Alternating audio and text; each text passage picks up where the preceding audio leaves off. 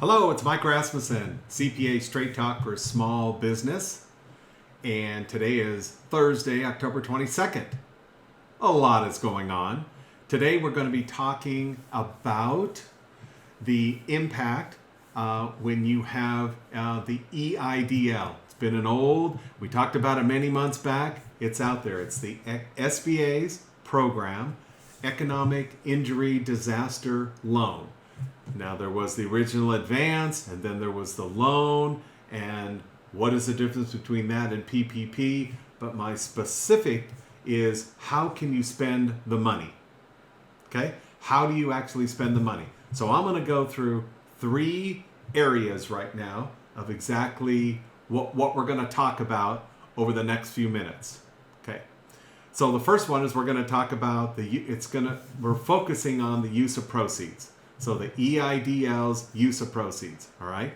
So the SBA, the EIDL is still available. I'll walk you through the site. Next, I will go through the use of proceeds criteria, really down in the weeds for all of the programs that SBA has, not just for COVID-19.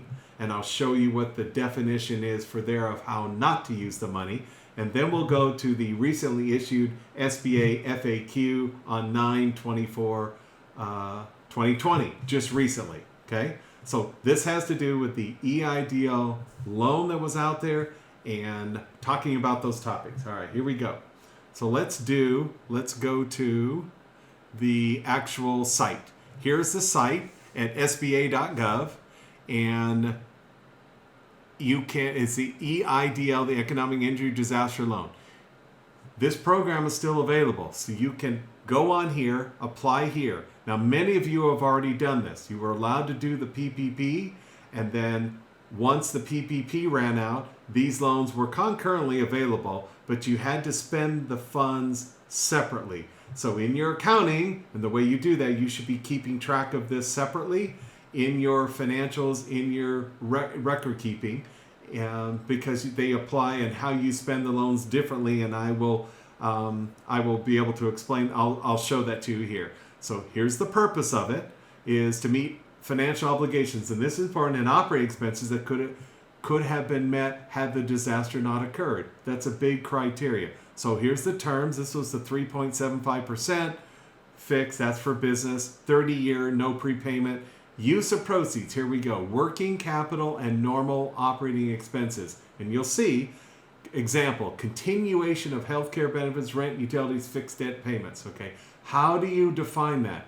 Well, the SBA, this EIDL was an expansion because of COVID-19 for existing programs that were already in place that had definitions for how to spend the monies on traditional business loans, okay? That would basically go through a bank and with guaranteed by the SBA. That was what a Paycheck Protection Program loan potential forgiveness was. So here it is, the EIDL loan is not forgivable, but that EIDL advance was. So we are not talking PPP, but we'll show you the relationship. And again, it was 30 years. So on how do you spend the money? I'll show you here's a quick summary of it. Allowable use of proceeds, and that's what we'll talk about. Any allowable purpose for an EIDL, and this SBA Section 7B2, those were the original rules for other disasters, for disaster loans, which, Katrina and the hurricanes and in any other disaster loan that would have been offered by, that is a program offered by the SBA. So all that COVID-19 is just a very specific. Here, providing paid. So when you talk about reasonable working capital expenses like we just defined, here is a providing paid sick leave to employees unable to work due to the direct effect of COVID-19. Maintaining payroll to return employees during business disruptions or substantial slowdowns. Now again, this EIDL would be separate from or after you have exhausted the Paycheck Protection Program advance or loan that you received that you're looking for forgiveness or attempting if you haven't already tried that. is these two funds that you received as an SMB should be kept separately. Meeting increased costs to obtain materials unavailable from the applicant original source due to interrupted supply chains. So if you had to switch how you were sourcing your, a good example, restaurant food, if you have to switch on who you were buying from, that is an interrupted supply chain, and the EIDL, in theory, as long as it's documented, and should be allowable and not go against the actual documents that you sign with an EIDL loan. Making rent or mortgage payments, again, outside or after you've exhausted the PPP funds, here you go, making rent and repaying obligations that cannot be met due to revenue losses. Wow, that's a catch-all. So what if you were making any type of payments, other loans, any type of lease payments on equipment, anything with your business, and because your revenue has gone down, how you're not able to meet your normal obligations that you had, and let's just say as of February 15th pre-COVID, is as of February 15th, 2020, you were making all the payments and you can prove, and all of a sudden losses have gone down 25, 50%, whatever the number was, because of the revenue loss, you aren't able to meet the obligations you had. And I'm going to use a date of February 15th, 2020, because that was really the date that you were signing the PPP loans if you got one. And when I say PPP loans, that is a loan initially from a third-party financial institution that eventually, if you spend it right, in addition to those rules that were out there for there's potential forgiveness of the entire amount. EIDL is separate. So once you've exhausted or burned through your PPP, now we have EIDL. How do you spend those proceeds? Because we were with a Paycheck Protection Program monies you received as an SMB, very specific how to spend it so that you can, so that you could get a complete forgiveness from the lending institution, a bank. EIDL, why do you have to spend the monies a certain way? Because you're signing on the dotted line with this instrument for 30 years that you and I'll show you the SBA is you don't want to go into a default with your loan, which means that the SBA can come in and actually request for the entire loan to be paid back if you default on your allowable use of proceeds, how you spent the money. Okay, let's go back to the to here. So this is the basic piece of it. And here, and again, all we're talking working capital, normal operating, not some definitions. So now let's take a deep dive into the disaster resistant programs that the SBA had in place even before and the rules. And here, as effective 5/31 of 18. Okay, so even a few years back, this is the document that we go by to what is allowed and not allowed. Let me read a few of these for you. Ineligible use of loan proceeds. EIDL proceeds may not be used for. Now again, this documentation was for all the disasters, economic injury disaster. This was for all, and this was the guidance. So it's almost like the generic COVID-19 that was in place right now didn't specifically say use these, and it said generically, as you can see, but here's in the weeds. We're in the weeds here. Payment of any dividends or bonuses. Well, how many people, if you're an S corporation or you're an SMB and you're an S corporation and you do distributions as opposed to paying yourself a salary? Some people's officers may pay yourself on $100,000 in a year, pay $50,000 in officer comp as a salary, and then the other $50,000 flows through to your individual tax return as a pass-through. Well, that could also be paid out. Those monies could be paid out in dividends. In theory, may not be used for. Distributions, here we go. Distributions to owners, partners, officers, directors. related to performance for the benefit of the applicant. Well, there you go. Any distributions. Repayment of principal stockholder loans. So if you had a loan on the books and you paid yourself back, instead of paying back the EIDL, ineligible use, expansion of facilities or acquisition of fixed assets. Wow. How could you, let's just say in my office here, how could you buy a TV or a piece of hardware equipment? What is the amount that you can spend? Is there even a de minimis amount for the fixed asset? So your expansion of the facilities of fixed asset, and I want to show you real quick. So where we are now is we are diving into the weeds of, we are into the SBA's use of proceeds criteria. This is the deep dive into the actual rules that the SBA has for all disasters effective there in May of 18. Okay, let's just keep going.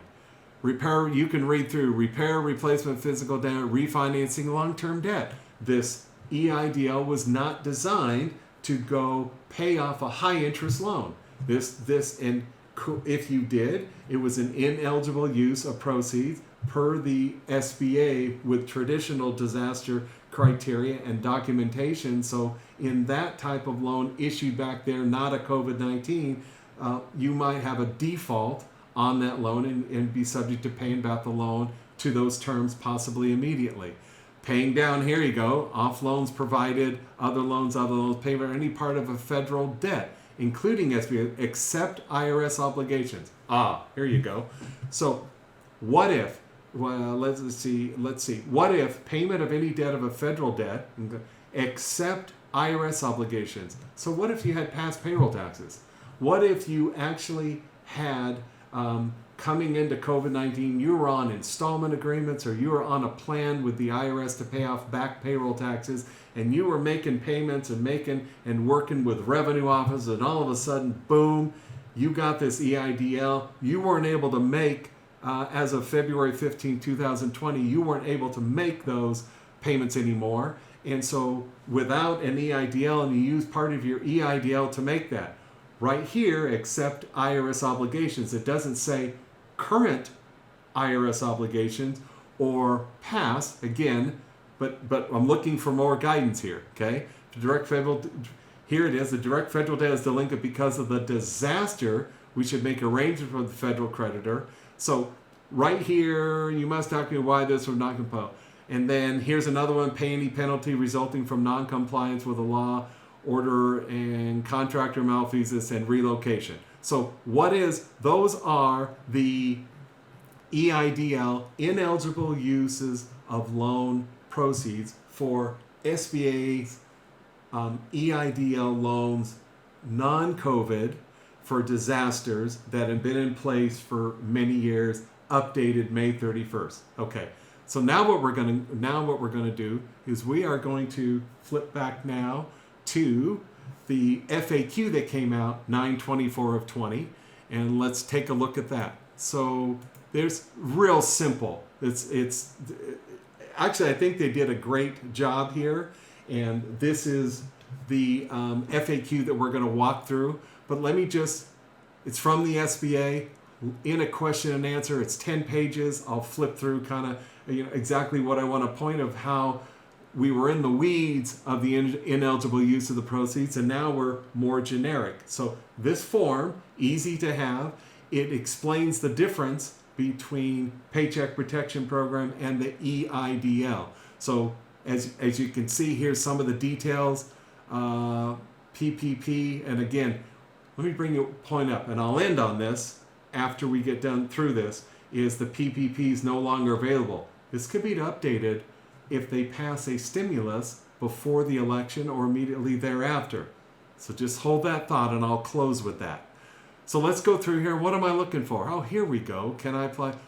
What can I use the loans for, and how is that different from PPP? EIDL proceeds can be used a wide variety, such as continuation of healthcare benefits, rent, utilities, fixed debt payments.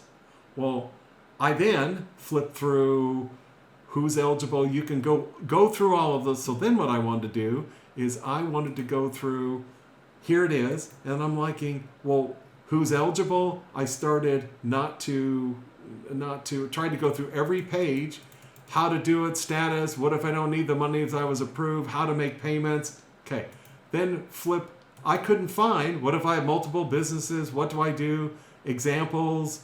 I already have a PPP and EIDL. My business has not recovered yet. If your business receives a PPP or EIDL and you have another EI from a previous, you may still qualify for a new SBA disaster loan. They're actually saying you can go requalify. Okay, that's something also to consider, and that I didn't even know about. So this FAQ has given a lot. What was I looking for? Ineligible use of proceeds.